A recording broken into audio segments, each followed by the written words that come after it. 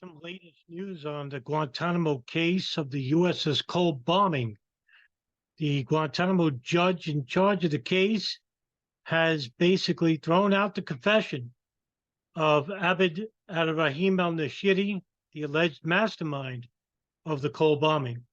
So let's read from the article that Carol Rosenberg of the New York Times had written just yesterday. And what I'll do is I'll blow it up one more time, just so that you could read along with me. All right. So the military judge in the U.S.S. cold bombing case on Friday threw out confessions Saudi defendant had made to federal agents at Guantanamo Bay after years of secret imprisonment by the CIA, declaring the statements the product of torture. The decision deprives prosecutors of a key piece of evidence against Abd al Rahim al Nashiri in the longest-running death penalty case at Guantanamo Bay. He is accused of orchestrating al-Qaeda's suicide bombing of the warship on October 12, 2000 in Yemen's Aden harbor that killed 17 U.S. soldiers. Exclusion of such evidence is not without societal costs, the judge, Colonel Lanny Acosta Jr., wrote in a 50-page decision.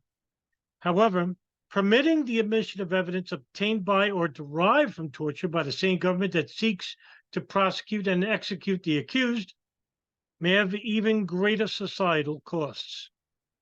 The question of whether the confessions were admissible have been seen as a crucial test of a more than decade-long joint effort by the Justice and Defense Departments to prosecute accused architects of al-Qaeda attacks at the Special Guantanamo Court, which was designed to grapple with the impact of earlier violent CIA interrogations while pursuing justice through the death penalty trials.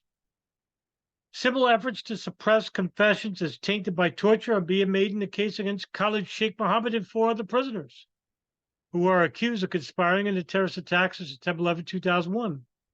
Mr. Nashiri, like Mr. Mohammed, was waterboarded and subjected to other forms of torture in 2002 by CIA interrogators, including contract psychologists, to a program of enhanced interrogations. Now, those CIA contractors were James Mitchell and Bruce Jessen, in which they implemented the C.I.A program. I think it's survival, evasion, something,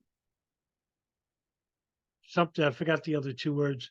But basically, this was a program that was authorized, given approval by the State Department under the Bush administration, most notably Donald Rumsfeld, the Secretary of Defense. And what happened was everybody that came from Iraq or Afghanistan, and most of these people were farmers, they weren't even al-Qaeda or Taliban, they basically were tortured for years on end. In fact, I interviewed 2 former Guantanamo Bay detainees, Mohammed al-Slahi and Mansour al-Afridi.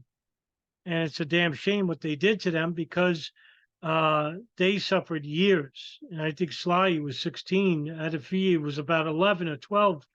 And you can't get that time back.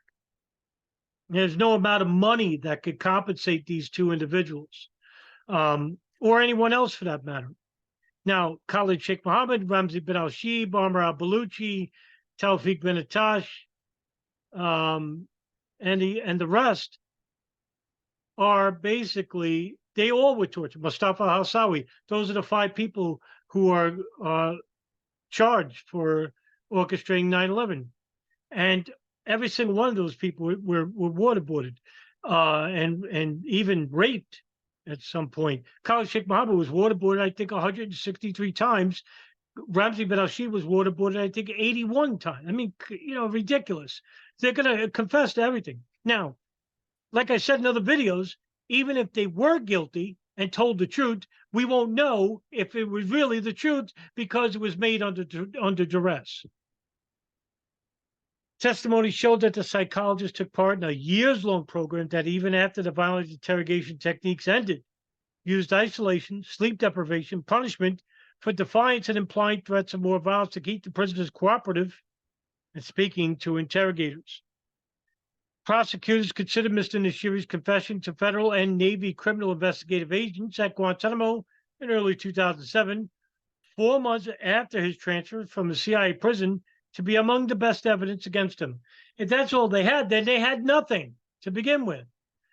Prosecutors also sought and received permission from the judge to use a transcript from other questioning at Mr. Nashiri's eventual trial.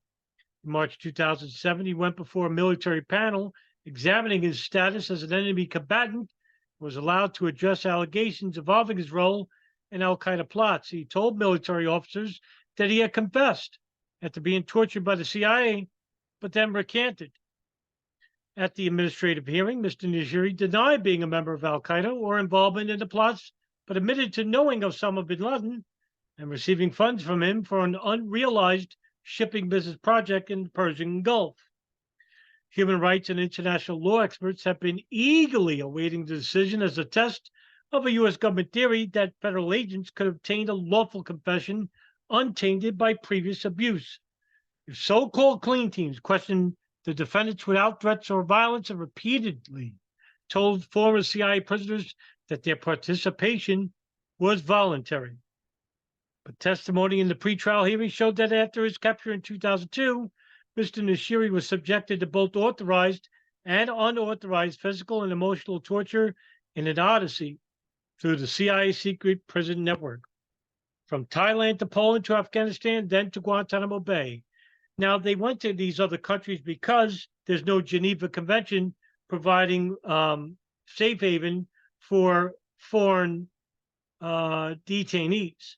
Now, later on, in 2003, late 2002, 2003, the United States the State Department basically circumvented rights afforded to detainees under the Geneva Convention.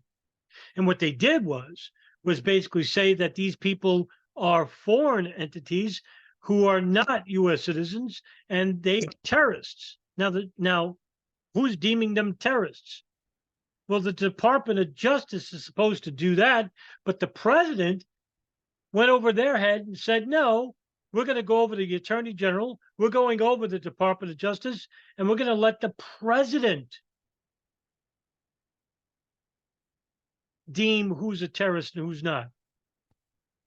Talk about expanding the War Powers Act under the president. I mean, my goodness, this is the danger of having too much power with one individual. By the time he was questioned by federal agents in January 2007, lawyers and experts argued the prisoner was trained to respond to his interrogators' questions. Judge Acosta, who retired from the Army next month, agreed. Mr. Nashiri had no reason to believe that his circumstances had substantially changed when he was marched in to be interviewed by the newest round of U.S. personnel in late 2007, Judge Acosta said. If there ever was a case where the circumstances of an accused's prior statements impacted his ability to make a later voluntary statement, this is such a case, and he would be right. Even if the 2007 statements were not obtained by torture or cruel, inhumane, and degrading treatment, they were derived from it. That's right. I mean, even if he gave the statement in 2007 without duress, but was a victim of duress from the very people who are asking these questions, what makes you think he's just, going to stick with whatever they want to hear? Rear Admiral Aaron Rue, the chief prosecutor for military commissions, did not respond to a question about whether his team would appeal the ruling. With a new judge expected later this year, prosecutors could seek reconsideration at the Guantanamo court or raise the issue at the Pentagon Appeals Court, the Court of Military Commissions review. Separately, the panel is considering a challenge to Colonel Acosta's status as the judge in the U.S.S. cold case. Defense lawyers had asked him to step down earlier this year when he disclosed that he was applying for a post-retirement civilian job as a clerk of the Air Force Judiciary. Colonel Acosta refused, saying he had disclosed his application the day before he applied for the job, so there was no hidden bias in favor of the government. Katie Carmen, one of Nashiri's lawyers, said there was no immediate plans to withdraw their challenge and called Colonel Acosta's decision suppressing the 2007 interrogations both morally and legally correct. The government that tortured Mr. Nashiri has never been held accountable, she said, but today's ruling is a small step forward as the government loses a critical part of its prosecution. Now, that is a huge decision made by Judge Acosta, because now that looms really well with Khalid Sheikh Mohammed and the rest. And remember, the last video I posted was that the Biden administration is now ramping up their decision to offer a plea agreement for Khalid Sheikh Mohammed and the rest, knowing that this happened. And that's something else, because something tells me that they don't have a lot on their plate, because all the confessions made by Khalid Sheikh Mohammed and the rest were made under torture. Now, imagine these people get to go free. You know, imagine the trial happens and they can't use this evidence that they were involved with 9/11. I mean, the horror on the victims' families and everybody else for that matter. So they're going to be in a rush to try and offer a plea deal for these people, and we'll see what happens from there. But as always, whenever there's a breaking story, either from Carol Rosenberg or the Florida Bulldog about 9/11, you'll be the first to hear it without bias and without prejudice. All right, guys. See you in the next video. Have a good weekend.